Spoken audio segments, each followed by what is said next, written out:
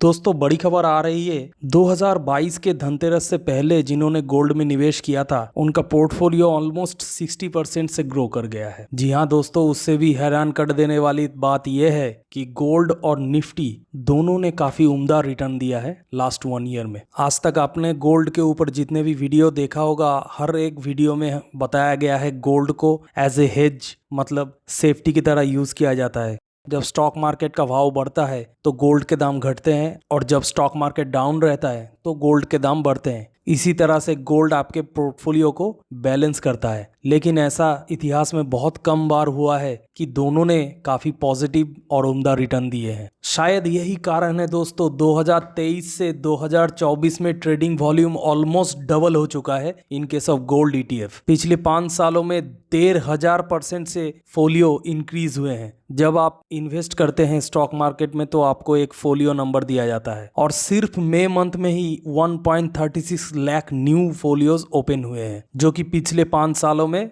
Fastest है। ये तो क्लियर हो गया कि गोल्ड ईटीएफ में तेजी से लोग जुड़ रहे हैं। तो क्या ये रिटर्न मुझे आगे भी मिलते रहेंगे? जी वो तो कहा नहीं जा सकता, बट 2008 के मार्केट क्रैश के बाद से गोल्ड ने एक अच्छा अपवर्ड मोमेंटम पकड़ा है। क्या इसका मतलब दाम आगे भी बढ़ते रहेंगे? वैसे तो गोल्ड ने नेगेटिव रिटर्न भी दिया है पिछले 60 सालों में, बट एक्सपर्ट्स का मानना है कि ये मोमेंटम 2025 के फर्स्ट हाफ तक चलेगा, और वो लोग प्रिडिक्ट कर रहे हैं कि 84,000 तक गोल्ड की प्राइस पहुंच जाएगी। करंट वैल्यू आपके सामने दिख रहा है दोस्तों। ये तो हम सबको पता है कि सप्लाई गोल्ड की लिमिटेड है, तो आगे जाके डिमांड के साथ साथ इसके प्राइस भी बढ़ेंगे। तो दोस्तों समय आ चुका है अपने पोर्टफोलियोज को चमकाने का। तो आज इस वीडियो में हम लोग गोल्ड ईटीएफ के बारे में काफी डिटेल में जानने वाले हैं। लेकिन वीडियो शुरू करने से पहले मॉडर्न विजडम के सब्सक्राइबर्स को बहुत बहुत धन्यवाद, आपने एक नए क्रिएटर को सपोर्ट किया। गोल्ड ईटीएफ भी एक स्टॉक्स की तरह ही है, जिसमें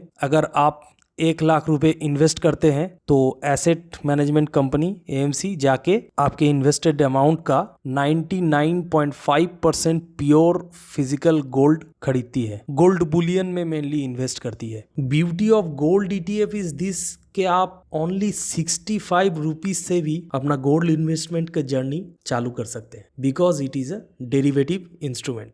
तो अगर आपके दिमाग में ये क्वेश्चन आ रहा है कि इन्वेस्टमेंट के नाम पे आपके पास बस कुछ यूनिट्स है और एक फोलियो नंबर है, ओरिजिनल गोल्ड तो एएमसी के पास है, अगर वो लेके भाग गई तो जी ऐसा पॉसिबल नहीं है। बिकॉज स्टॉक्स की तरह ये भी सेबी से रेगुलेटेड है और रेगुलरली ऑडिट भी होता है, इसीलिए निश्चिंत होके इसमें इन्वेस्ट किया जा सकता है। तो गोल्ड ईटीएफ में इन्वेस्ट करने के लिए हमारे पास एक डीमैट अकाउंट जो आप किसी भी ब्रोकर का यूज करके ओपन कर सकते हैं। तो आइए देख लेते हैं गोल्ड ईटीएफ में आखिर क्या हम लोगों को फायदा मिल रहा है।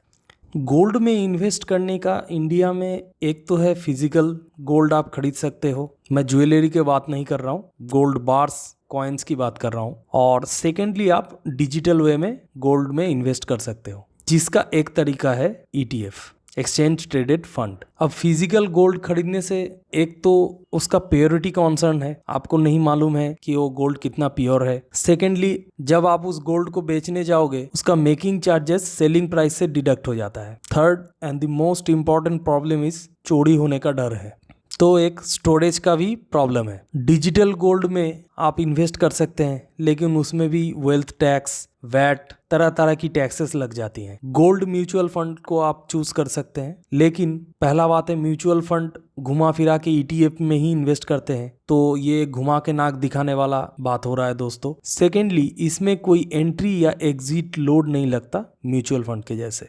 And last but the most popular way of investing in gold, sovereign gold bond को आप ऑब्वियसली चूज कर सकते हो, बट एक प्रॉब्लम है, एसजीबी में लॉक इन पीरियड रहता है 5 साल का, तो यहाँ पे लिक्विडिटी इशू आ जाता है दोस्तों। हाँ आप कहोगे कि मैं सेकेंडरी मार्केट पे एसजीबी जाके बेच सकता हूँ, बात सही है, बट आपको लॉस होने का चांसेस रहता है, बिकॉज हो सकता है आपको गोल्ड के मार्केट प्राइस नहीं मिले, उससे कम ही मिले। And last but not the least, आप गोल्ड ईटीएफ को एज ए कोलैटरल यूज कर सकते हो अपने यूनिट्स प्लेज करके मोस्ट बैंक्स में लोन लेने के लिए। आपको ETF बेचने का भी जरूरत नहीं है। Now the most important part of the video, एक बेस्ट गोल्ड ETF को हम लोग कैसे चूज कर सकते हैं, मतलब कौन कौन से क्राइटेरिया हम लोगों को फॉलो करना है। तो मैं आपको 3 क्राइटेरिया ही बताऊंगा जो आपको बहुत क्लोजली मॉनिटर करना है जब आप किसी भी गोल्ड ETF को चूज कर रहे हैं। तो दोस्तों, आप लोगों के लिए मैंने ऑलरेडी एक टिकर टेप पे स्क्रीन बना के रखा है जिसमें ऑलमोस्ट 18 गोल्ड ETFs है। नॉर्मली म्यूचुअल फंड्स पे इन्वेस्ट करने के टाइम रिटर्न को काफी क्लोजली फॉलो करते हैं, but in case of gold ETF जैसा कि आप देख सकते हैं दोस्तों, रिटर्न ऑलमोस्ट सिमिलर है 1 ईयर एंड 5 ईयर CAGR। तो हम लोग सबसे पहले जिसमें ध्यान देंगे वो है मार्केट कैप। मार्केट कैप जिसका जितना ज़्यादा है, इसका यही मतलब है दोस्तों कि उस फंड में ज़्यादा से ज़्यादा लोग ने इन्वेस्ट किया है और वो फंड पुराना है। सेकेंडली हम लोग देखेंगे एक्सपेंस रेशियो। ऑब्वियसली जिसका जितना कम एक्सपेंस रेशियो है वो हमारे लिए सुइटेबल है। एंड थर्डली मोस्ट इम्पॉर्टेंट वो है ट्रेडिंग वॉल्यूम। जितना ज़्यादा होगा उतना अच्छा है, बिकॉज ट्रेडिंग वॉल्यूम से दोस्तों हम लोगों को लिक्विडिटी के बारे में पता चलता है, कितने लोग उस फंड को डेली बेसिस पे बेच या खरीद रहे हैं। तो अगर मुझे यहाँ से एक ETF को चूज करना है तो मैं सबसे पहले देखूंगा एवरेज वॉल्यूम। उस हिसाब से तो निपॉन इंडिया सबसे फर्स्ट में आता है, लेकिन उसका एक्सपेंस रेशियो काफ़ी ज़्यादा है। तो आ जाते हैं ICICI प्रूडेंशियल गोल्ड ETF में। क्या इसका एक्सपेंस रेशियो कम है? जी हाँ, कम है। क्या इसका एवरेज वॉल्यूम ठीक ठाक है? जी हाँ, ठीक ठाक है। क्या इसके रिटर्न्स सही है? जी हाँ, सही है। बाकी से तो ज़्यादा ही दिख रहा है। एंड लास्टली, क्या इसका मार्केट कैप अच्छा खासा है? जी हाँ, लगभग 2000 करोड़ का है। तो चलिए और डिटेल में इस ETF इन्वेस्टिंग को समझते हैं। जैसा कि आप देख सकते हैं दोस्तों, मैंने ICICI prudential gold exchange traded fund को चूज किया है। तो NAV का मतलब होता है नेट एसेट वैल्यू, जो आपका हर ट्रेडिंग डे के एंड में डिसाइड होता है। एंड प्राइस है किसी भी मोमेंट पे जब आप इस फंड में बाई या सेल कर रहे हैं। तो एक इस डेट का एग्जांपल ले लेते हैं, 2 नवंबर 2024। तो दोस्तों गौर करने वाली बात यह है कि यहाँ पे NAV ज्यादा दिखा रहा है और स्पॉट प्राइस कम है। इसका क्या मतलब हो रहा है? तो अगर आप 2 नवंबर पे इस पर्टिकुलर ETF में बाई करते हो तो आपको फायदा होगा। क्यों? क्योंकि आपका NAV ज्यादा है स्पॉट प्राइस से। लेकिन अगर इसी डेट पे आप सेल कर रहे हो तो आपको लॉस होगा, बिकॉज आपका स्पॉट प्राइस NAV से कम है। इस बात को थोड़ा ऐसे समझिए, आप मार्केट पे जाते हैं टमाटर लेने के लिए, तो आप खरीदते हैं टमाटर और जस्ट उसके बाद ही आपको पता चलता है उस टमाटर के भाव गिर गए। तो आपने अगर ज़्यादा दाम पे ले लिया तो आपका लॉस हो गया, लेकिन जो बेच रहा है उसको फ़ायदा हुआ। और अगर टमाटर के भाव बढ़ गए तो आपको फायदा हुआ, जो बेच रहा है उसको लॉस हो गया। बस ये एक चीज को अगर आप समझ गए तो आप आराम से अब कोई भी ETF को चूज कर सकते हैं। अच्छा, ETF के चार्जेस क्या क्या है? मैं यहाँ पे ग्रो में दिखा रहा हूँ। आपके पास जो भी ऐप है आप उसके ऑफिशियल वेबसाइट में जाने से आपको पता चल सकता है। सपोज आपने 10,000 रुपये इन्वेस्ट करने का सोचा है किसी भी गोल्ड ETF में, तो जैसा कि आप देख सकते हैं दोस्तों, brokerage charge app to app vary कर जाता है।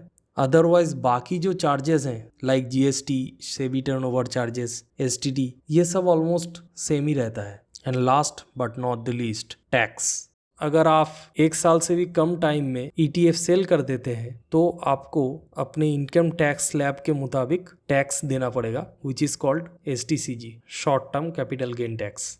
और अगर आपने 1 साल से ज़्यादा तक होल्ड करके रखा तो आपको 12.5% टैक्स देना पड़ेगा। पहले एक्चुअली LTCG का टैक्सेशन थोड़ा अलग था, इंडेक्सेशन बेनिफिट के साथ 20% का टैक्स एप्लीकेबल होता था। तो एक चीज़ आप जान लीजिए दोस्तों, अगर आप 6-7 साल तक होल्ड करके रखते हैं तो करंट टैक्स हम लोगों के लिए बेनिफिशियल है, लेकिन अगर 15-20 साल तक होल्ड करके रखते हैं तो हम लोगों को पुराना विथ इंडेक्सेशन बेनिफिट टैक्स था, वो बहुत ही बेनिफिशियल था।